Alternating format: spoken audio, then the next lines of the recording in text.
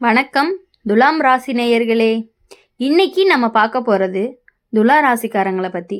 துலா ராசிக்காரங்க அப்படின்னு சொன்னாலே வெளியில் பார்த்தா ரொம்ப சாந்தமானவங்களாக இருப்பாங்க. யாரையுமே காயப்படுத்தாத குணம் அவங்களுக்கு. எங்கேயுமே சண்டை வரக்கூடாதுன்னு நினைக்கிறவங்க. அதனால் அவங்கள அழிக்க வரக்கூடிய நபர் கத்தி எடுத்துகிட்டு வரமாட்டாங்க. அவன் வருவான் இனிமையோட, சிரிச்சுக்கிட்டே, நல்ல வார்த்தையோட சமாதானம் பேசுகிற மாதிரி. இந்த நபர் யார் அப்படின்னா, உன்னுடைய முடிவெடுக்க முடியாத தன்மையில் வாழ்கிறவன். நீ யோசிச்சுக்கிட்டே இருக்கும் பொழுது அவன் உன் வாழ்க்கையில் வசதியாக இடம் பிடிப்பான். எதுவும் அவசரம் வேண்டாம், ரெண்டுமே சரிதான்னு சொல்லி உன்னை நின்ற இடத்திலேயே நிற்க வைப்பான். நீ நகராத வரைக்குமே அவன் தான் எல்லா சூழ்நிலையுமே நடத்துவான். இந்த மர்ம நபர் உன்னை அடக்கிற மாதிரி நடந்துக்க மாட்டான். உன்னை குழப்பிக்கிட்டே இருப்பாங்க. ஒவ்வொரு விஷயத்துக்கும் ரெண்டு முகத்தை காட்டுவாங்க. உன் முன்னாடி ஒன்று பேசுவாங்க, உன் பின்னாடி இன்னொன்று பேசுவாங்க. ஆனால் ரெண்டையுமே இனிமையாக தான் பேசுவாங்க. அதனால தான் நீ சந்தேகப்படவே மாட்ட. துலா ராசிக்காரங்க நல்ல பெயரை காக்கக்கூடியவங்களாக தான் இருப்பாங்க. அந்த நல்ல பெயரே இந்த நபருக்கு ரொம்பவே ஆயுதம் மாதிரி பயன்பட்டுட்டு இருக்கு. இது வெளியே போனால் நீ தப்பாக தெரியுவன்னு சொல்லி உன்னை உண்மையை சொல்லவே விட மாட்டாங்க. நீ உண்மையாக சொன்னால் கூட இதை இப்படியா சொல்லணும்னு உன் வார்த்தையை கேள்வி கேட்டுக்கிட்டே இருப்பாங்க. இன்னொரு விஷயம் என்ன அப்படின்னா, இந்த மர்ம நபர் உன்னுடைய உணர்ச்சிகளை மேடை நாடகமாக மாற்றுவாங்க. நீ கஷ்டப்பட்டா அவன் வருத்தப்படுவான். ஆனால் அது உனக்காக இல்லை, மற்றவங்க பார்க்குற மாதிரி உன் கண்ணீர் அவனுக்கு ஒரு காட்சி. அவன் நல்லவன்னு தெரிஞ்சுக்கிறதுக்கு துலா ராசிக்காரங்களை அழிக்க வரக்கூடிய இந்த நபர் தான் உன்னை எப்போதுமே நடுவுலையே வைக்கிறவங்க. இல்லைன்னு சொல்லு அப்படின்னு சொல்லி விடவே மாட்டான். நீ தைரியமாக ஒரு பக்கம் எடுத்தா நீ மாறிட்டேன்னு சொல்லுவான். நீ அமைதியாக இருந்தால் அவன் தான் உன் முடிவையும் சேர்த்து எடுப்பான். உன் வாழ்க்கையவே மெதுவாக அவன் வசத்துக்கு போகிற மாதிரி பண்ணிடுவாங்க. துலா ராசிக்காரங்களை பொறுத்த வரையும் உன்னை அழிக்க வர்றது யாருன்னு தெளிவாக சொல்லணும் அப்படின்னா, உன்னுடைய குழப்பத்தில் தான் வசதியை உருவாக்குவான். இனிமையோட ரெண்டு முகத்தை போடுறவன். உன் நல்ல பெயரையும் மௌனத்துக்கு காரணமாகவே பயன்படுத்தக்கூடியவனாகவும் இருப்பான். இந்த மாதிரி நபர்கிட்ட இருந்து வெளியே வர முதல்ல நீ புரிஞ்சுக்க வேண்டியது என்ன அப்படின்னா, எல்லாரையும் சந்தோஷப்படுத்த முடியாது. சில நேரம் இல்லைன்னு சொல்கிறது தான் சமநிலை. உண்மையை சொல்லணும் அப்படின்னா, அமைதி கெட்டாலும் அந்த அமைதி போலியானது இல்லை. கடைசியாக துலா ராசிக்காரங்க தராசு மாதிரி சமநிலையை தேடுறவங்க. ஆனால் அந்த தராசில் கல்லை ரகசியமாக வச்சவன் தான் உன் வாழ்க்கையில் இருக்கக்கூடிய ஒரு உண்மையான நபர். துலா ராசிக்காரங்களுடைய வாழ்க்கை அப்படின்னு பார்க்கும் பொழுது இன்னொரு மர்ம நபரும் இருக்காங்க. அது யார் அப்படின்னா, உன்னோட சார்பாக பேசுகிறவங்க, நான் உனக்காக தானே சொல்கிறவங்க, உன்னுடைய நல்லதுக்கு தான் முடிவெடுத்தேன்னு சொல்லி உன் வாயில் பேசுகிற மாதிரியே நடிப்பாங்க. நீ கேள்வி கேட்ட அப்படின்னா நீ ஏன் இப்படி தான் சொன்னன்னு திருப்புவாங்க. ஒரு நாள் நீ குழம்பி போய் நிற்கும் பொழுது நான் உன்னை என்ன சொன்னேன் உண்மையிலேயே அப்படின்னு சொல்லி உன்னை சந்தேகப்பட ஆரம்பிப்பாங்க. இந்த நபர் உன்னை எதிர்த்து நிற்க மாட்டாங்க. உன் பக்கம் மாதிரி இருக்க மாதிரியே நின்றுட்டு இருப்பாங்க. ஆனால் அவன் நிற்கிற இடம் ரொம்பவே ஆபத்தானது. அவன் எல்லாருக்கும் நல்லவனாக இருக்கணும்னு நினைப்பான். அதனால தான் உன்னை ஒரு பக்கம் மற்றவங்களோட இன்னொரு பக்கம் சமாதானப்படுத்திக்கிட்டே இருப்பான். அந்த நடுவில் நீ தான் எப்போதுமே விட்டு கொடுக்குற மாதிரி இருக்கும். துலா ராசிக்காரங்க அமைதியை காப்பாற்ற நினைக்கிறவங்களா இருப்பாங்க.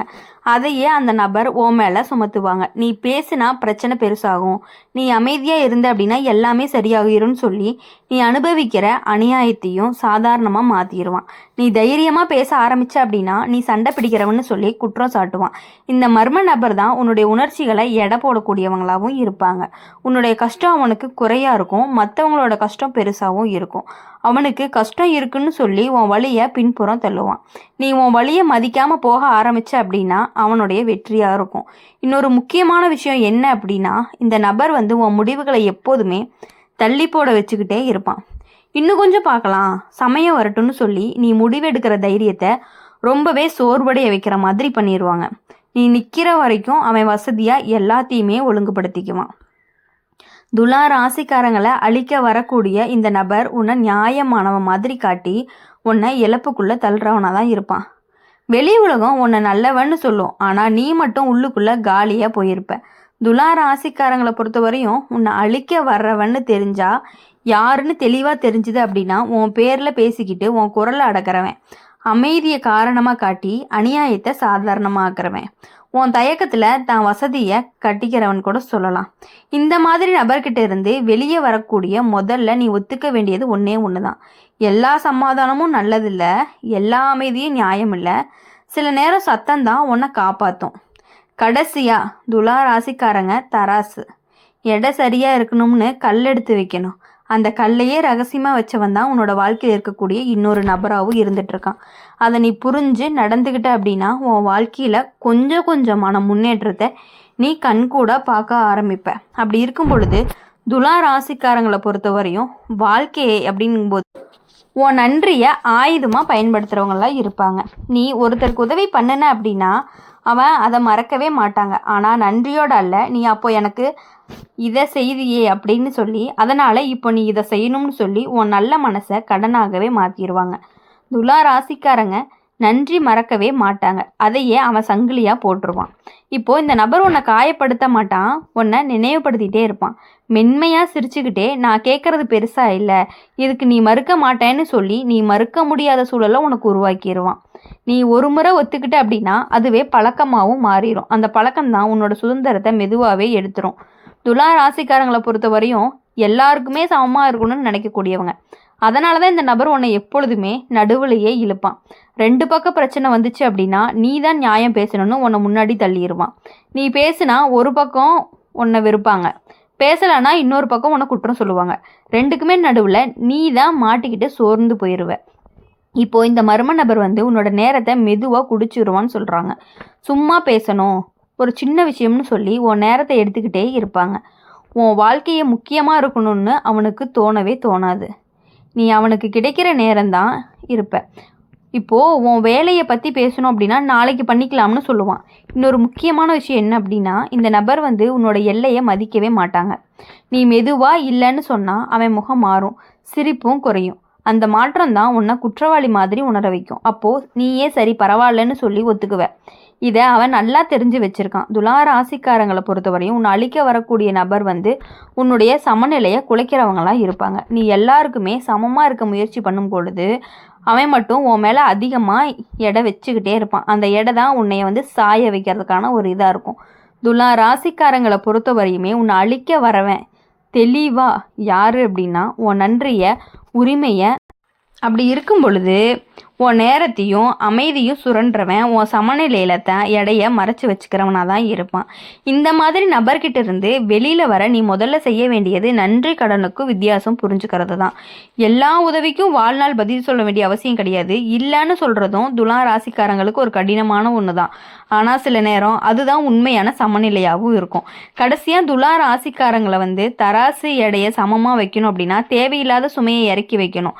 அந்த சுமையே உன் மேலே ஏற்றுறவன் தான் உன் வாழ்க்கையில் இருக்கக்கூடிய இன்னொரு மர்ம நபராக இருந்துட்டு இருக்கான். அதை புரிஞ்சு நீ அவங்கக்கிட்ட இருந்து விலகி இருந்த அப்படின்னா மட்டும்தான் உன் லைஃப்பில் எப்பொழுதுமே மகிழ்ச்சி மட்டுமே கிடச்சிக்கிட்டே இருக்கும். அப்படி இருக்கும் பொழுது நீ மற்றவங்களை எப்பொழுதும் ரொம்ப லேசாக எடை போடக்கூடாது. அவங்கள நம்பி எல்லா விஷயங்களும் நீ ஷேர் பண்ணிக்கிறது அப்படிங்கிறது ரொம்பவே ஒரு தவறான விஷயமா இருக்குது. யார்கிட்டையும் உங்களுடைய பர்சனல் விஷயங்களை ஷேர் பண்ணுறது ரொம்ப ரொம்ப தப்பு. அதை நீங்கள் குறைச்சிக்கிட்டீங்க அப்படின்னா மட்டும்தான் உங்கள் வாழ்க்கையில் எல்லா முடிவுகளையுமே நீங்கள் சுயமாக எடுக்க முடியும். இப்போ என்ன அப்படின்னா நீங்கள் எடுக்கக்கூடிய முடிவுகளை கூட அவங்களோட முடிவு மாதிரி பேசிக்கிட்டே இருக்காங்க. அதனால் அவங்கக்கிட்ட இருந்து பழகிறத கொஞ்சம் கொஞ்சமாக குறைச்சிக்கோங்க. அப்போ தான் உங்கள் வாழ்க்கைக்கு ரொம்பவே நல்லது. இந்த வீடியோ பிடிச்சிருந்துச்சு அப்படின்னா மறக்காமல் நம்ம சேனலை லைக் பண்ணுங்கள், ஷேர் பண்ணுங்கள், கமெண்ட் செக்ஷனில் உங்களோட ராசி என்னங்கிறத மறக்காமல் கமெண்ட் பண்ணிட்டு போங்க.